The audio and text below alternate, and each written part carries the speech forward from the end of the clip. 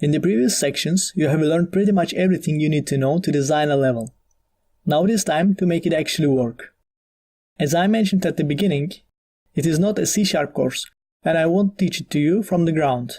I assume that you have a beginner level knowledge about the programming and at least you know what a variable and the functions are. That being said, it is not going to be an advanced course either. The things we are going to do here will be relatively simple. So without further ado, let's create our first script. For the sake of being organized, create a folder inside the assets and call it scripts.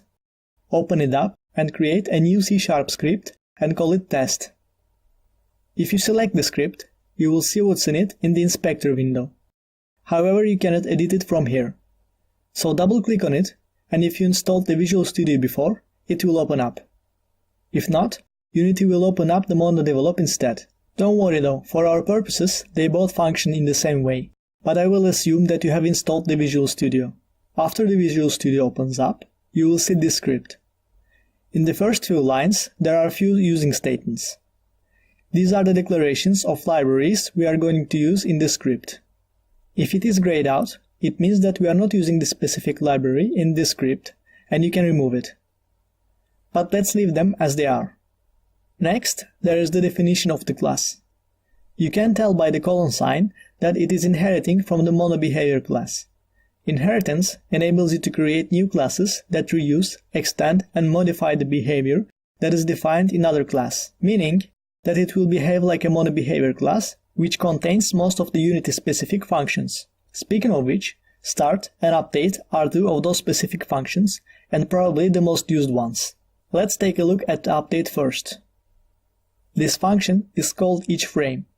To test it out, write debug.log update function and switch back to the editor. If you press play now, nothing will happen. The reason is that we didn't add the script to the scene. Create a new game object and add the test script either by drag and dropping or by clicking the add component and searching for the script. Press play and pay attention to the console and you will see the output over there. Turn on the collapse to collapse all of the same messages to a single line. You can double click on the message to open it up in the script. Click clear to remove all of the messages from the console. You probably realized that we add the test script just like we added the other components like colliders. It is because those are MonoBehaviors too. Most of the scripts you will be using in the game will derive from the MonoBehavior and you will add them to the objects in the scene just like you did with the test script. Now disable the script by clicking on the tick over here and press play. Notice that you are not getting the update function message anymore. The reason is that the update function is not being called when the component is disabled.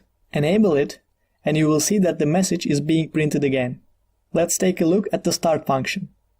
As the name suggests, this function is called during the first frame after the script is initialized. Think of it as the first update. And it is called only once. Write debug.log start function, go back to editor, enable the script, clear the console, and press play. Stop the game and take a look at the console.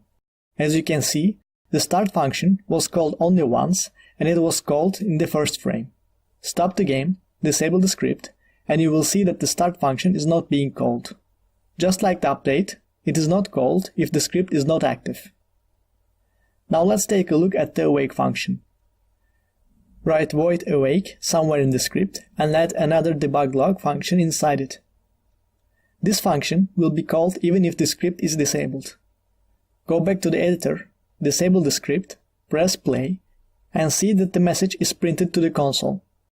Now pause the game either by clicking on the pause button at the top or pressing Ctrl-Shift-P keys on the keyboard at the same time.